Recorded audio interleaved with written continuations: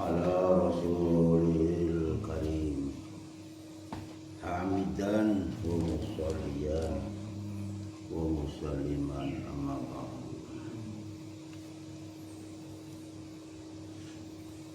Wasdirak para rawuh, para sedulur, tuan-tuan jemaah subuh, ajarni Allah wa iyyakum wa nafa'ana bihi wa bi'ulumihi wa amaddana bi asrarihi wa a'adda alaina min barakatihi fid dharain.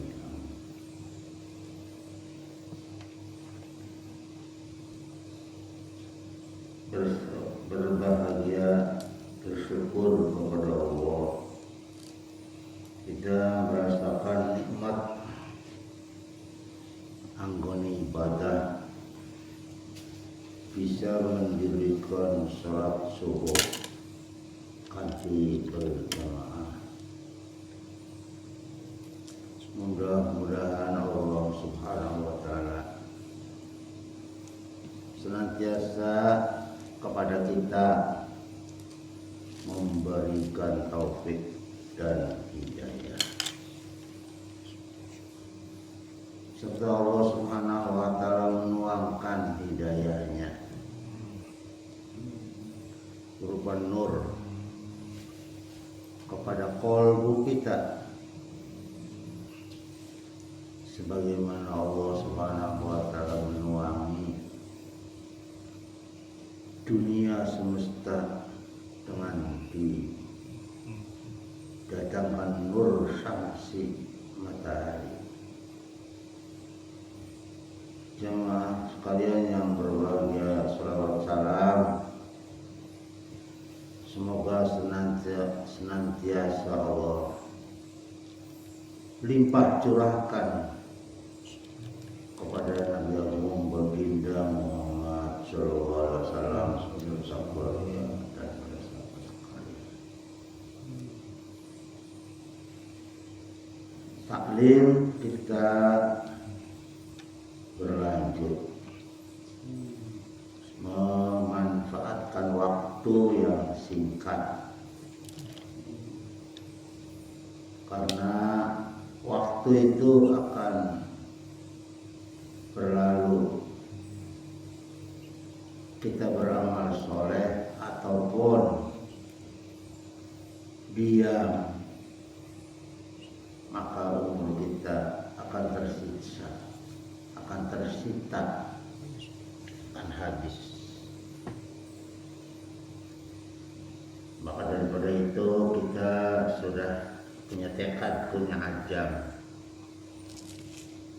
untuk belajar, membaca, mengulang kembali, bila perlu mengkaji, memikirkan pelajaran-pelajaran catatan yang dulu pernah dipelajari, diperdengarkan. Dalam hal ini saya bukan mengatakan atau tidak mengatakan bahwa inilah yang paling benar, tetapi kita sedang belajar, jadi silakan bantah, silakan koreksi, saling menilai, mengkaji.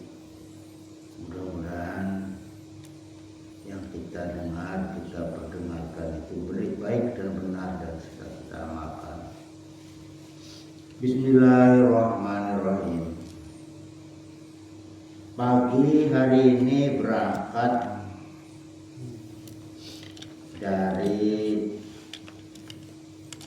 bunyi sebuah hadis Rasulullah Shallallahu Alaihi Wasallam,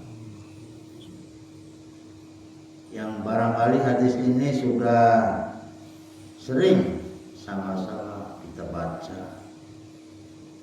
Maka daripada itu cara mengkajinya juga ya sudah kita pernah dengar, yaitu hadis Rasulullah Shallallahu Alaihi Wasallam yang bunyinya Bismillahirrahmanirrahim, Shallu kama ra'aitumuni usolli. Shallu kama ra'aitumuni usolli. Sholatlah kalian sebagaimana kalian semua melihat aku sholat. Berangkat dari situ. Kemudian dari situ kita akan menemukan ma la yatimul wajibu illa bihi fahuwa wajibun. Apapun yang terkait dengan satu perintah wajib, perintah wajib itu bisa menjadi dilaksanakan dengan baik, tetapi kita harus melakukan sesuatu menjadi sempurna. Dengan adanya sesuatu yang mengiringi itu, kalau sesuatu bisa wajib dengan sesuatu itu, maka sesuatu yang wajib itu ikut terbawa menjadi perlu. Seperti banyu wudhu, sholat itu perlu wudhu, maka wudhu itu ikut terbawa. Padahal tidak disebut wajib wudhu, tapi wajib sholat, perintah sholat. Karena orang mau sholat itu harus tawaroh, maka tawaroh ikut terbawa. Atau contoh lain melebar, syarat rukun haji itu nggak ada perintah hadir ziarah dumateng makam Rasulullah Shallallahu Alaihi Wasallam. Tapi ini bukan malayatimul wajib, tapi bergandengan dengan ibadah haji itu. Lamun jadi bahasa kita mentekara, wis tekan Mekah melaksanakan haji, ada dekat Madinah, boten singgah, boten beramal ibadah dumateng masjid Rasulullah SAW. Kayaknya tidak merasa sempurna ibadah haji kita kalau kita boten dugi dumateng masjid Rasulullah SAW. Tidak hadir ke masjid Rasulullah juga sebetulnya sah hajinya. Tapi lamun di datang ke ibadah di masjid Rasul yang tekara teman adu-adu. Inilah bentuk sebagai kesempurnaan yang namanya anggaungku.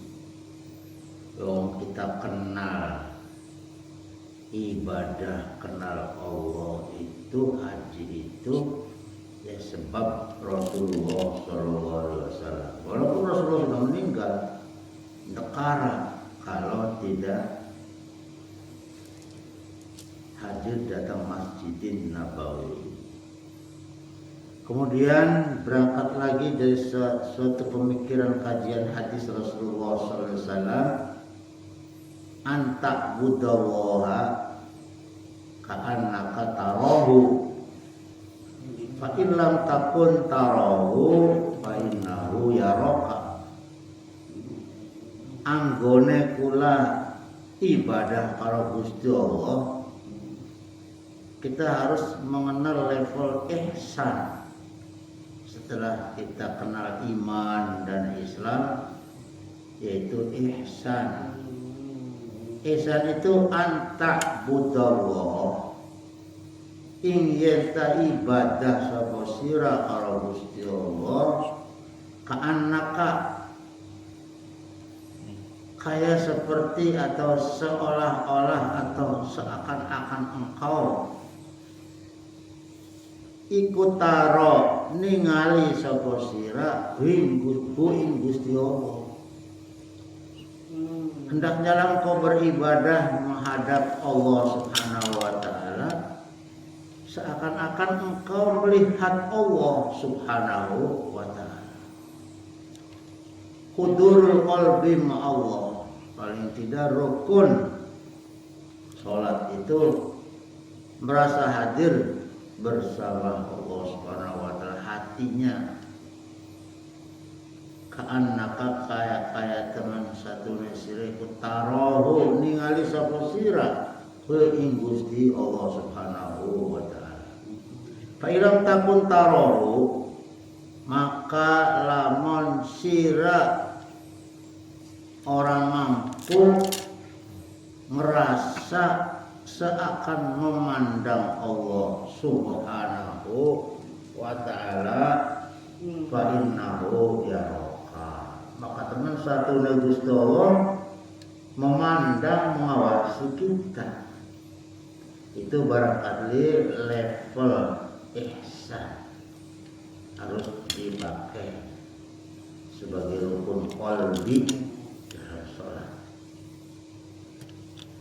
Tuan-tuan yang dimuliakan Allah Subhanahu wa taala, posdirek prorawuh poros dulur hadani Allah wa iyyakum wa nafa'ana bihi wa bi ulumihi wa amattana bi asrarihi wa a'adda alaina bidaraini.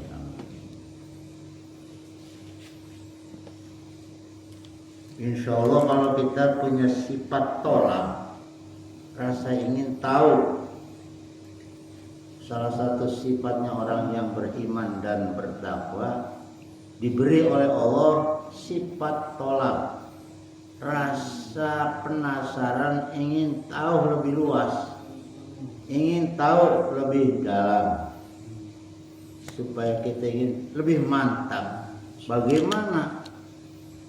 Seakan-akan kita memandang Allah Subhanahu wa taala.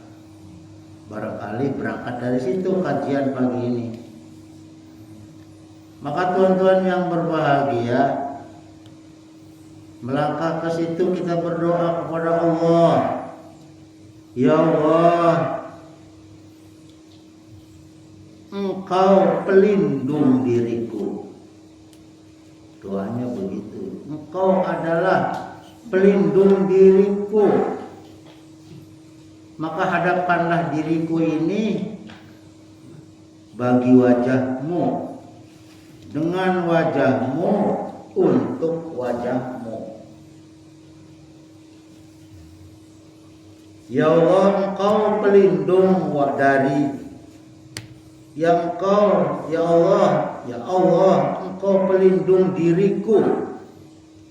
Hadapkanlah diriku ini bagi wajahmu, dengan wajahmu untuk wajahmu.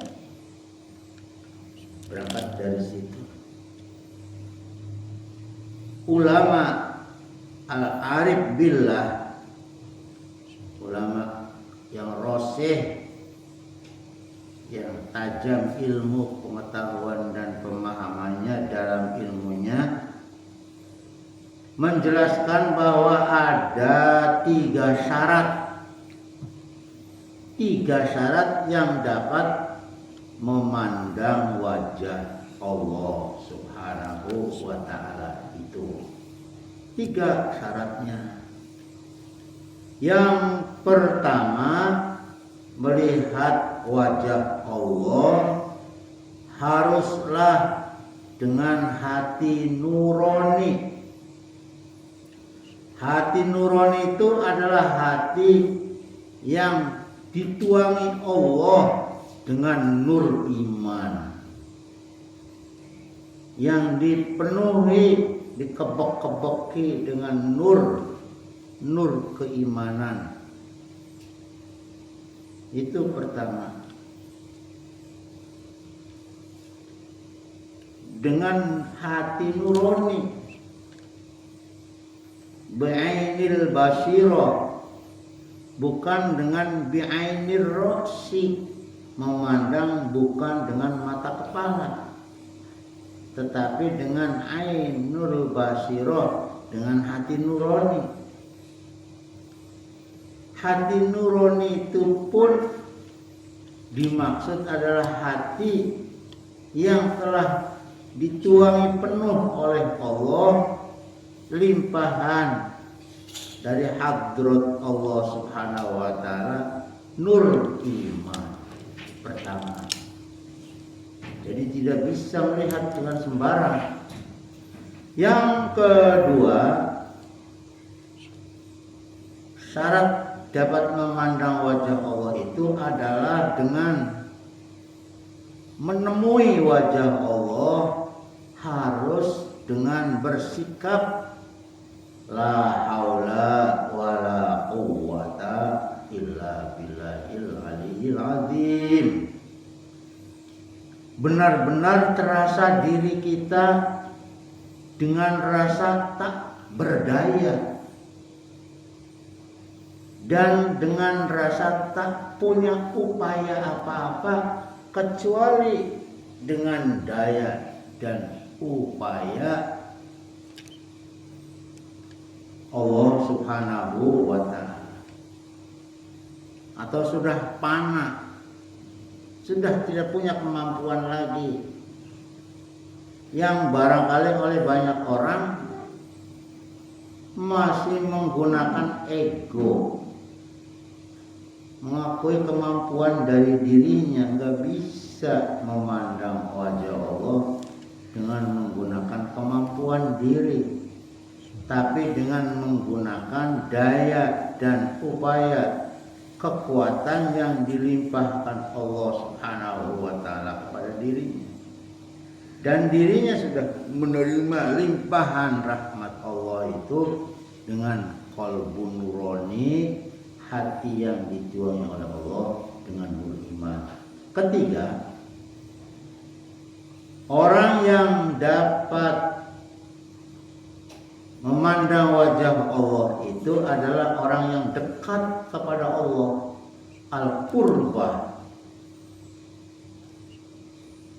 Al-qurbah ialah orang yang terasa jauh dari dirinya, yakni menyerahkan dirinya kepada qudratullah. Jadi orang yang dekat kepada Allah, syaratnya. Siapa orang yang dekat kepada Allah? Orang yang dekat kepada Allah adalah orang yang terasa jauh dari dirinya, yakni menyerahkan dirinya kepada qudratullah.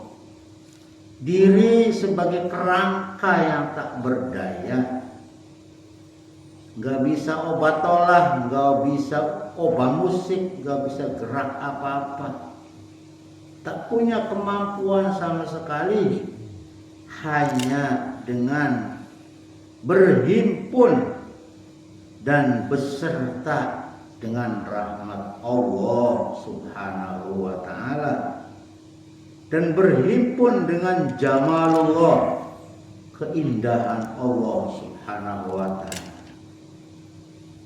Keindahan Allah yang disertakannya kepada diri kita, itulah hak Allah Subhanahu wa ta'ala. Barangkali itu arah pembicaraan kita. Allah Subhanahu wa ta'ala menghadirkan wajahnya kepada hambanya yang terasa la haula wala quwwata illa billahil aliyyil azim. Sekelumit ada kata-kata jawaban sahabat senior ditanya, yaitu Sayyidina Ali karramallahu wajhah yang disebut babul ilmi. Wahai Ali, bagaimana kamu, Tuhan, tolong ceritakan mengenal Allah, makrifat kepada Allah, memandang wajah Allah. Jawabnya, arabtu rabbi bi rabbi. aku kenal Allah dengan Allah. Jadi Allah yang memperkenalkan dirinya, bukan kita yang mengenal Allah, bukan kita yang memandang Allah, tapi Allah itu bertajalli, memperkenalkan dirinya, menyatakan dirinya untuk bisa dilihat, yaitu saat dimana kita sedang merasa jauh dengan diri kita sendiri. Di saat kita jauh dengan diri sendiri tapi dekat dengan Allah, itu pun merasa la haula wala quwwata illa billah, tidak ada daya upaya, tetapi Allah sendiri arabtu rabbi bi rabbi, yang memperkenalkan dirinya dengan dirinya. Ya bisa kalau yang maha kuasa yang menghendaki. Jadi Allah subhanahu wa ta'ala yang menghadirkan wajahnya kepada hambanya yang sedang berada dalam suasana terasa la haula wala quwata illa billah.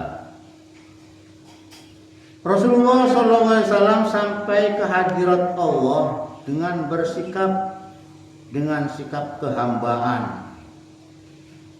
Dengan sikap kehambaan yaitu sifat hamba adalah lemah, dhaif, hina, fakir, merasa iftikor, rasa butuh, kekurangan.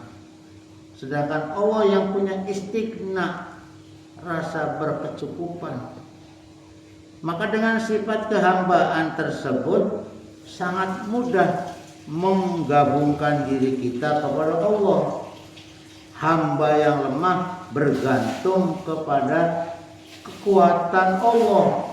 Hamba yang dhaif bergabung dengan kuasa Allah. Hamba yang fakir bergabung dengan istighna, sifat cukup dan kayanya Allah Subhanahu wa ta'ala.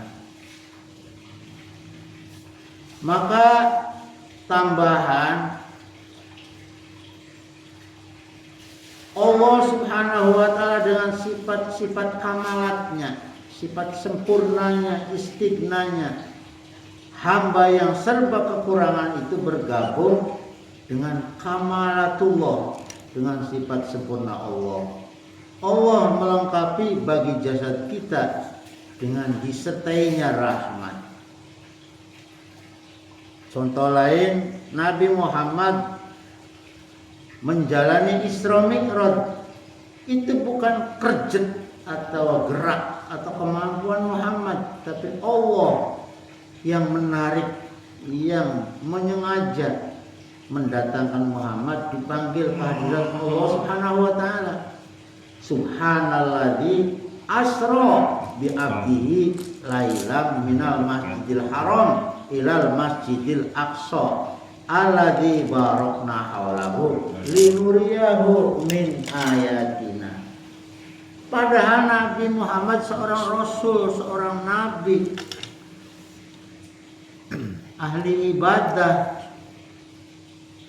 tapi nggak bisa gerak sendiri, apalagi kita.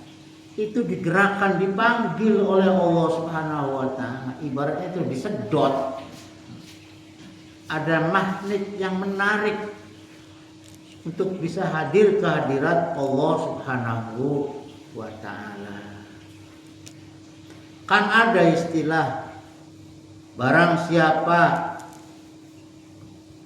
yang beribadah mendekat datang kepada Allah Subhanahu wa ta'ala sambil jalan, maka Allah akan mendatangi kita sambil berlari.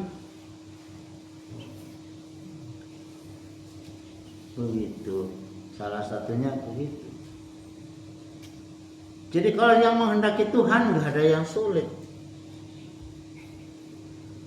ditarik, ada kekuatan dahsyat yang mendatangkannya, bahwa dirinya akan dipertemukan, diperjumpakan kehadirat Allah Subhanahu wa taala.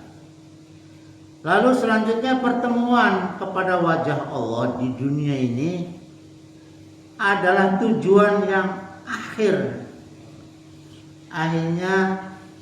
perjuangan yang mentok. Tidak ada artinya seorang itu beribadat padahal hatinya menemui benda-benda kelayaban nggak tahu kemana. Rasulullah Shallallahu Alaihi Wasallam bersabda, la rohata li mu'minin ghairu liqa'i rabbih azza wa jalla. Tidaklah ada rasa gembira hati seorang beriman selain berjumpa dengan wajah Allah Subhanahu wa taala. Dan ditambah lagi dengan sabda Rasulullah, kamu akan melihat wajah Allah sebagaimana kamu melihat matahari atau dan memandang rembulan, di mana kamu tidak didolimi, tidak dihalangi sama sekali dalam melihat wajah Allah itu. Wujuhu yawma idzin nadhirah ila rabbiha nadhirah. Wajah-wajah orang beriman ahli surga pada waktu itu berseri-seri memandang Tuhannya. Seperti gampangnya memandang di ketinggian melihat rembulan, tidak terhalang apa-apa, semua orang bisa. Kalau Allah yang menghendaki, ya bisa. Tapi bahkan laga-laga kita, ya angel. Di dalam Al-Quran telah banyak firman Allah Subhanahu wa ta'ala yang membicarakan masalah wajah untuk tempat berhadap kepadanya. Seperti kita dengar surat Al-An'am ayat 79. Biasa disebut dalam doa iftitah ya. Inni wajjahtu wajhiya lilladzi fataras samawati wal ardh. Wajjahtu menghadapkan aku, wajhi, ya yang dihadapkan adalah mukaku, lilladzi fataras samawati wal ardi, diarahkan menghadap kepada zat yang telah menciptakan langit dan bumi. Kan ada, bukan pada waktu sholat saja anta'budallaha ka'annaka tarah, tetapi di lain ayat mungkin kita tidak bisa menjelaskan sekarang, tapi terjemahnya saja wajjahtu wajhiya lilladzi fataras samawati wal ardi. Kuhadapkan mukaku kepada wajah Allah yang telah menciptakan langit dan bumi. Pernah kan kita, sering kan kita mengucap begitu. Kemudian surat Al-Baqarah 115. Walillahil masyriqu wal maghribu fa aynama tuwallu fathamma wajhullah. Dan bagi Allah timur dan barat, maka di mana kamu menghadap, maka di sana wajah Allah. Walillahil masyriqu wal maghribu, lan iku kedue Gusti Allah arah wetan lan arah kulon, maka kemanapun arah wajah kamu menghadap, di situ kamu akan menghadap pula, bertemu dengan wajah Allah Subhanahu wa ta'ala. Ada lagi Ar-Rum 39. Dzalika khairun lilladzina yuridu wajha Allah. Demikianlah itu bagi orang yang baik yang ingin menghadap wajah Allah Subhanahu wa ta'ala. Masih Ar-Rahman 27. Kullu man 'alaiha fan wa yabqa wajhu rabbika dzul jalali wal ikram. Tiap sesuatu rusak, binasa, hancur, punah, sirna.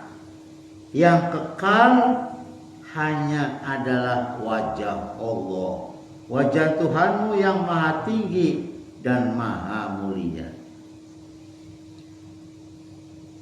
Ada lagi terakhir surat Al-Qasas 88. La ilaha illahu kullu syai'in halikun illa wajhah. Tiada Tuhan yang sebenarnya kecuali Allah. Segala sesuatu rusak binasa kecuali wajahnya yang kekal, yaitu wajah Allah Subhanahu wa ta'ala. Dan banyak lagi kalau kita mau menelaah ayat-ayat yang menerangkan tentang wajah Allah, yang menyebut-nyebut wajah Allah. Akan tetapi di zaman sekarang sangat sedikit orang yang hatinya bertawajuh berhadapan dengan wajah Allah.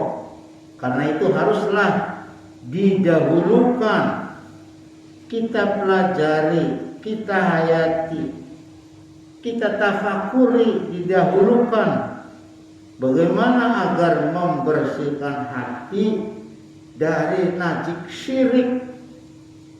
Sebab yang menghalang-halangi, yang menyelubungi, yang mendinding diri kita, jiwa kita, hati kita untuk bertemu dengan wajah Allah, itu penghalangnya adalah syirik.